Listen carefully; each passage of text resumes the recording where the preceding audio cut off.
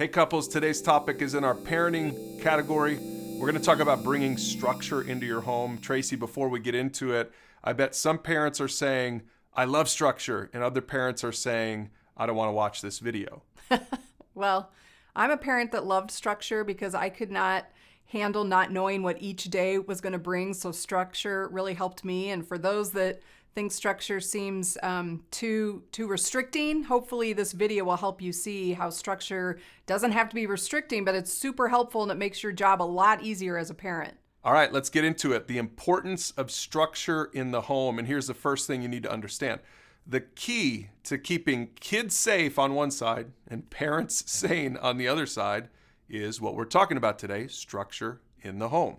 When we're talking about structure, we mean routine, that there's some sort of a schedule, a way things happen in your day. And so to talk to the parents first, for me, that was sanity. For me, what the hardest was, especially when my kids were infants and toddlers, was every day thinking, okay, I don't know, I need to go to the grocery, but I don't know what time the naps are going to hit. Or we wanted to go out and do something with some friends, but I'm not sure what time my kid needs to go to bed today. So just the sanity piece is that routine and having kind of expectations for how the day goes helps you to feel like, as a parent, like you have some control, that you know what to expect. And then of course for kids, we don't necessarily think about how does routine keep them safe, but what we're going to learn about today is how your kids will rely on that routine. They need that for their emotional development.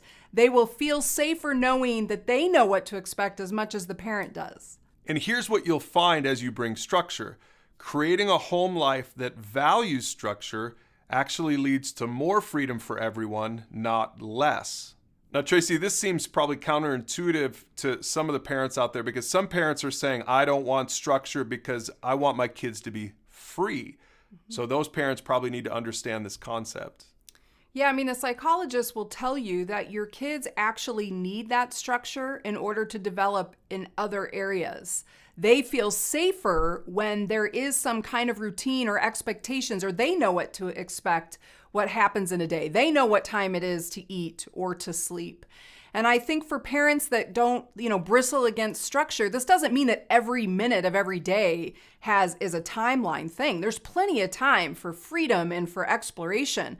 But generally speaking, there should be structure to your day for your sake and for your kids so that you can enjoy the parenting process. Your kids can enjoy being a kid and exploring their environment.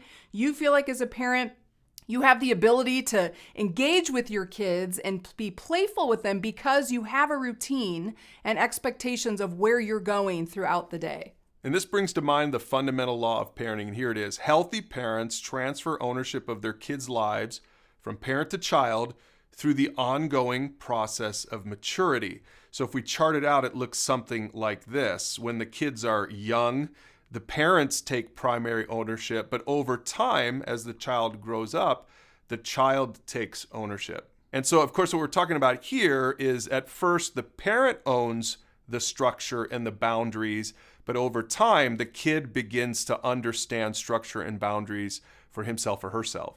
Yeah, so parents, right now, your job of creating structure is mainly on you. But as your kids get into later elementary, they start to get into junior high, you're going to start to see that there's going to be homework situations and different responsibilities that if you have trained your kids to know there's a time for everything, there's responsibility for homework.